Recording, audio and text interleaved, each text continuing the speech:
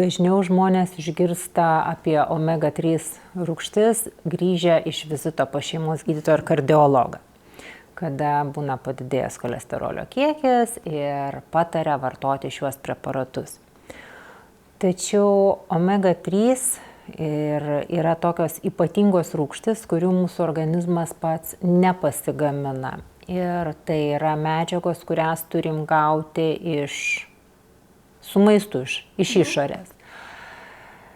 Vėlgi, tai yra labai svarbios rūgštis, todėl kad jos yra tarsi tarpininkai tarp mūsų organizmo uždegiminių, imuninių ir hormoninių procesų ir slopina būtent uždegiminių faktorių sintezę organizme.